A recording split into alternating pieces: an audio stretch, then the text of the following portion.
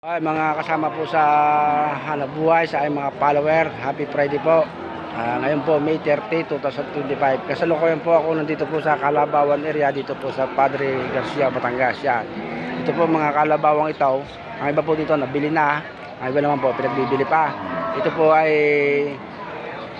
dadalhin, yung mga nabili na po mga laking kalabaw, matatanda na, yun po ay magkakatay na nakabili.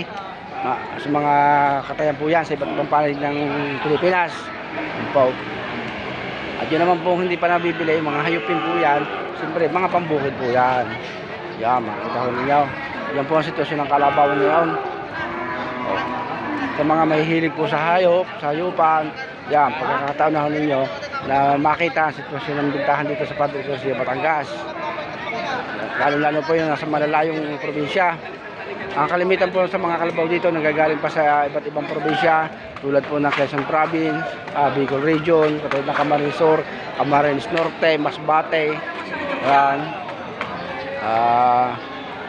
Yan po, makita ho ninyo.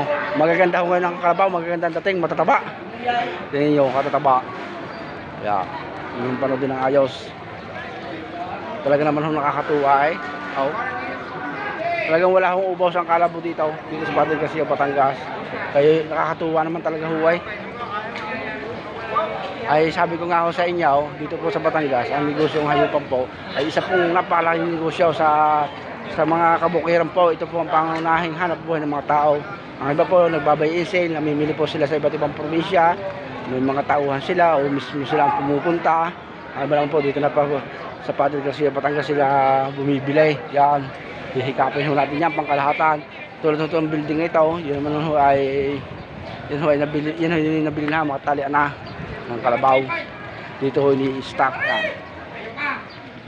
Ako inyong samahan dito sa paglilibot ng tao. Uli-uli lang ho ako tao. Para makita ho ninyo yung kabuuan ng kalabawan. Ganyan po yan. Katuwa naman ho talaga dito ay sa Lolo Naray. Yan. Yan naman ninyo. Magaganda ho ang dating ng kalabaw ngayon, matataba. Tingnan mga macho.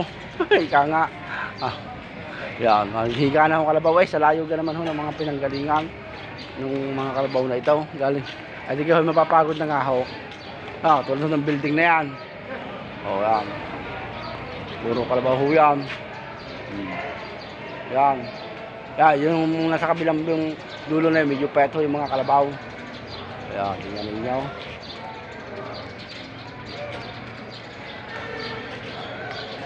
Uliin ho natin yan. At titingnan ho natin yung mga tawaran.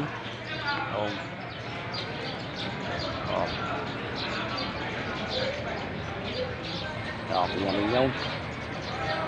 Ito naman ho yung mga paradahan ng mga service tulad ng mga motor, ng mga magkakalabaw dito sa mga malalapit sa Padre Garcia, Batangas. Ito may mga bagyan, puno yan ng pera. Katulad ito ng ngayon, babayaran na ho sila, bibilang ng pera. Nagkakabili na ho sila. Tingnan naman ninyo. Tingnan po talaga dito sa Padre Garcia, Batangas. Ito, pinipili lang. Pinipili 35. Mamaya iba-vlog ko kuya yan. Kagaganda naman huway yun. Tingnan ninyo. Usap-usap sila, nagbubulungan.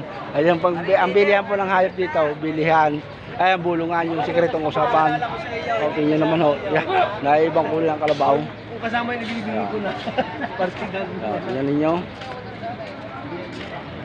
Ano, sagat mo, sagarin mo na. Daming kalabaw ho ngayon. Talagang puno na naman ho ang ruida. Parang mababa ang presyo ngayon. Ito naman ho tulad ito. Ito yung mga hayupin. Yan, nagbibilihan pa ho sila. Ibig sabihin ng hayupin, yung mga inaalaga sa bukid, yung mga ginagamit sa bukid. Yan. Tulad po nito, yan. Tanong nyo yan. Tingnan ninyo, mga kasama. Yan po ang sitwasyon ng bakahan. Ay, baka kalabawan. Pasensya na ho. At hanggang lahat ng hayop ay dala. Ay, napapabigla. Gagawin na ito. Yan, bibilihan sila. Yan po. Medyo madumi nga lang po dito sa hayupan. siyempre, yung dumi ng hayop, ay talaga madumi ho yan.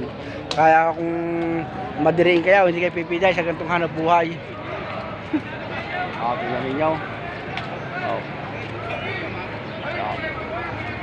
Ganyan po talaga yan.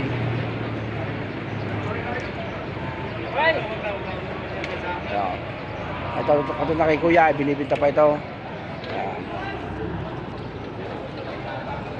Doon sa tatay, binibinta pa rin yan, kuya. Nakabinta na kay tatay? Nakabinta na? Nakabinta lang. Ito dito, magkano ito yung gantong dumalaga? Ay, barako. Kuya. Makikita na rin na po. Makikita ko rin sa tatay na rin, makikita kong ano na po. Binibinta, dalawang kuya. Ano, parehong barako. Parehong barako. Saan ho kalabaw yan? Yan sa Bicol. Sa Bicol, galing Bicol pa ho. Binili din ninyo? Oo. Buy and sell sila. Yan, ganyan po yan talaga dito.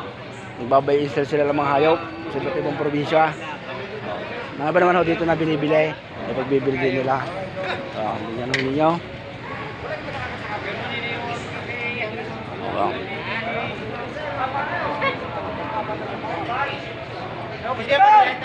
Tuwa-huway talaga yan. Dalawang barako. Simplihan lang ang usapan dito kung magkakalabaw. Simplihan. Yaw, masama.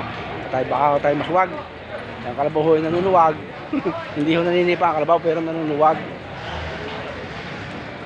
Masakit ho pag nasuwag. Ayan.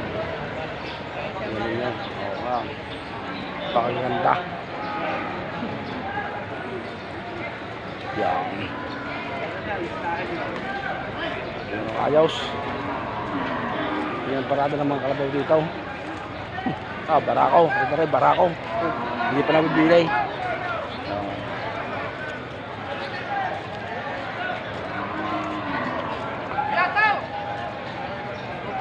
Tingnan na rin niya. Ang ganda kami ng kalabaw. Ayan.